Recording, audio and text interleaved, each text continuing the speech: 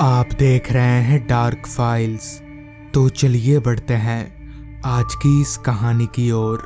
मौसी के घर आए हुए आज हम दोनों भाइयों को करीब 4 दिन बीत चुके हैं। गर्मियों की छुट्टियां अभी भी बहुत बाकी है। हम तो ये पहले से ही तय करके आए थे कि 10-12 दिन आराम से मौसी के घर में रहेंगे, पर हमारी इस सोच पर पानी तब फिर गया जब एक दिन अचानक मौसी के घर पर हमारे घर से चिट्ठी आई। चिट्ठी पढ़कर हम काफ़ी परेशान हो गए, क्योंकि उस चिट्ठी में लिखा था कि घर पर दादाजी की तबीयत अचानक से बिगड़ गई है। साथ ही उन्होंने ये भी लिखा था कि हमें लाने के लिए वो हमारे पास एक ठेला गाड़ी वाले को भेजने वाले हैं, जो कि दोपहर तक यहाँ यानी मौसी के घर पर पहुँच जाएगा। खबर सुनकर हम दोनों भाई काफ़ी परेशान हो गए, और क्योंकि बात काफ़ी गंभीर थी इसलिए मौसी जी ने भी हमें नहीं रोका। जिसके बाद हम दोनों भाई फटाफट अपना सामान समेटने लगे और दोपहर का खाना खाकर उस ठेले वाले के साथ अपने गांव की ओर निकल पड़े। ठेले वाला हमारे गांव का ही था। उसका नाम बिरजू था। हम लोग उसे बिरजू काका कहकर बुलाते थे। खैर, चूंकि मौसी के यहाँ से हमारा गांव काफ़ी दूर था, तो हो सकता है वहाँ पहुँचते पहुँचते हमें रात भी हो जाए। और क्योंकि उस जमाने में ऑटो रिक्शा या कोई दूसरा साधन नहीं हुआ करता था, तो कहीं ना कहीं दूर जाने के लिए इसी तरह से जाना पड़ता था। ठेला गाड़ी में बैठे बैठे दोपहर शाम में तब्दील हो चली थी, पर अभी भी हम हमारे गांव के आसपास भी नहीं थे। बिरजू काका भी अब ठेला चलाते चलाते काफ़ी थक चुके थे। ऊपर से इतनी तेज गर्मी, मुझे बिरजू काका पर दया आ गई, जिस वजह से मैंने उन्हें कुछ देर ठेला रोक कर आराम कर लेने के लिए कहा। लिहाजा उन्होंने ठेला गाड़ी को एक बड़े से पेड़ के पास रोका और आराम करने लगे। तब तक फिजा में अंधकार पसर चुका था। उन दिनों किसी भी तरह की बिजली की सुविधा भी नहीं हुआ करती थी। वो तो अच्छा हुआ कि बिरजू काका हमेशा अपने थैले में एक लालटेन रखते थे। लिहाजा उन्होंने लालटेन जलाकर ठेला गाड़ी के हैंडल पर बांध दिया और हम लोग वापस से अपने गांव की तरफ आगे बढ़ने लगे। पहले के मुकाबले गर्मी से अब हम लोगों को काफ़ी राहत मिल रही थी, क्योंकि अब ना तो धूप हो रही थी और ना ही गर्म हवाएं चल रही थी, बल्कि मौसम अब काफ़ी ठंडा हो चुका था। मगर अंधेरा पूरे फिजा में फैला हुआ था। दूर दूर तक हमारी लालटेन के अलावा रोशनी का और कोई जरिया नजर नहीं आ रहा था। अभी हम लोग गांव के उस कच्चे रास्ते पर आगे बढ़ ही रहे थे कि तभी बिरजू काका ने कहा, बेटा तुम लोग पैर ऊपर करके बैठो, रात का समय है, ऊपर से अंधेरा भी काफ़ी ज़्यादा है। बिरजू काका की बात सुनकर मैंने और मेरे छोटे भाई श्याम ने, हम दोनों ने अपने पैरों को ठेले के ऊपर चढ़ा लिया। कहीं ना कहीं उस अंधकार भरे माहौल में मुझे काफ़ी डर भी लग रहा था। पता नहीं कब क्या हो जाए। इस प्रकार के हजारों ख्याल एक ही बार में दिमाग में घूमे जा रहे थे। पर चूंकि हमारे साथ बिरजू काका थे, तो कहीं ना कहीं हमारी हिम्मत बंधी हुई थी। मेरा छोटा भाई श्याम बैठे बैठे ही झपकियां ले रहा था, मगर मुझे ज़रा भी नींद नहीं आ रही थी। मैं चुपचाप ठेले पर बस बैठा रहा और इधर उधर देखे जा रहा था। अभी हम लोग आगे बढ़ ही रहे थे कि तभी बिरजू काका ने हम दोनों से कहा, देखो अब हम लोग जिस रास्ते पर जाने वाले हैं वो रास्ता उतना सही नहीं है। अगर पीछे से कोई आवाज़ दे या फिर किसी भी तरह की कोई आवाज़ आए तो तुम लोग गलती से भी पीछे मत देखना, समझ गए। इस पर मैंने बिरजू काका से कहा, पर काका ऐसा क्यों, पीछे क्या है?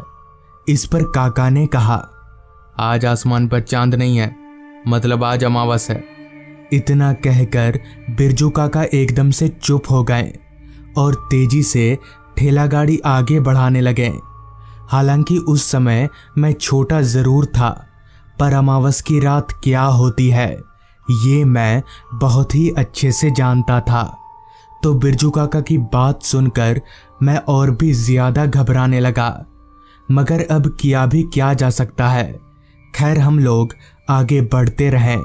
अभी हम लोग जंगल से घिरे उस कच्चे रास्ते पर कुछ आगे बढ़े ही थे कि तभी अचानक हमें पीछे की तरफ से कुछ अजीबोगरीब आवाजें आने लगी, जैसे कोई हमें बुला रहा हो।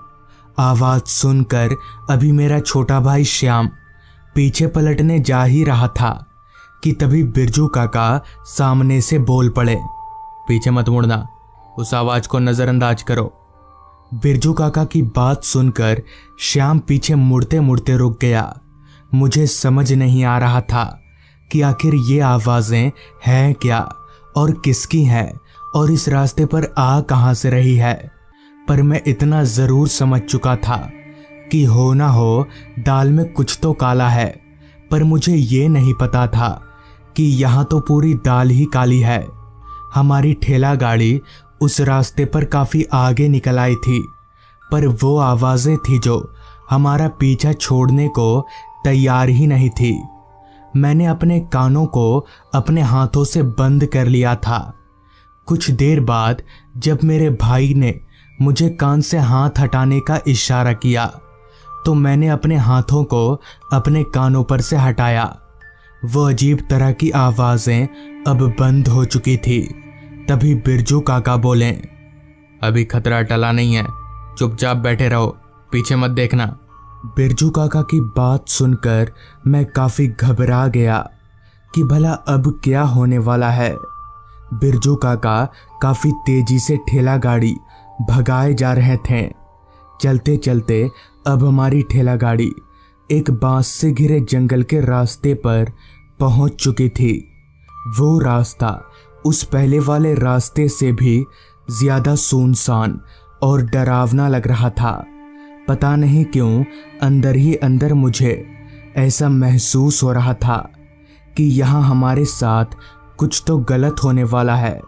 मैं बस यही मना रहा था कि मैं जो सोच रहा हूँ वैसा ना हो और हम सही सलामत इस रास्ते से बाहर निकल जाएं। पर शायद हमारी किस्मत को ये मंजूर नहीं था।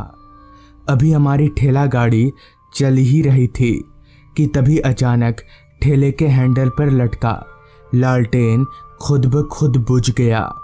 मगर अजीब बात तो ये थी कि उस वक्त वहाँ हवा जरा भी नहीं चल रही थी। फिर अपने आप ही लालटेन बुझी कैसे ये मेरे पल्ले नहीं पड़ रहा था। जिस पर मैंने बिरजू काका से कहा, काका ठेला रोककर कहीं लालटेन जला लीजिए। तो इस पर बिरजू काका ने कहा, नहीं, यहाँ ठेला रोकना ठीक नहीं रहेगा। बिरजू काका की बात और उनके ये बोलने का तरीका साफ तौर पर बता रहा था कि हम अभी भी मुसीबत से नहीं निकले हैं। बांस जंगल से घिरे उस रास्ते पर ठेला गाड़ी तेजी से अभी चल ही रही थी कि तभी अचानक ठेला गाड़ी की रफ्तार खुद ब खुद कम होने लगी, जबकि बिरजू काका उसी तरह से पेंडल मारे जा रहे थे। ऐसा लग रहा था जैसे किसी ने पीछे से ठेला गाड़ी को पकड़कर रखा हो।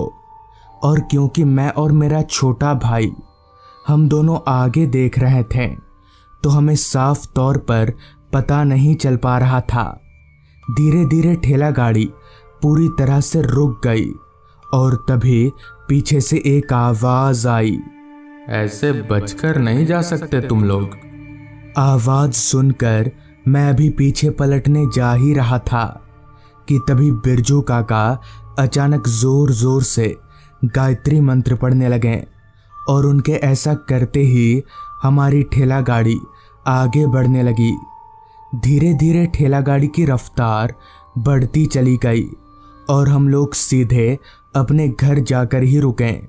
बाद में बिरजू काका ने बताया कि वो रास्ता बहुत सालों से ऐसा है। लोगों का कहना है कि उस रास्ते पर जिन्नों का वास है। उस दिन तो हमें अपनी मजबूरी के चलते उस रास्ते पर जाना पड़ा, मगर उस दिन के बाद से हम लोग कभी भी उस रास्ते पर नहीं गए। तो दोस्तों, ये थी आज की कहानी। अगर आपको ये कहानी पसंद आई हो तो चैनल को ज़रूर सब्सक्राइब कर लें। तो मैं आपका दोस्त आर्यन जल्द ही मिलूँगा आपसे ऐसी ही एक कहानी के साथ।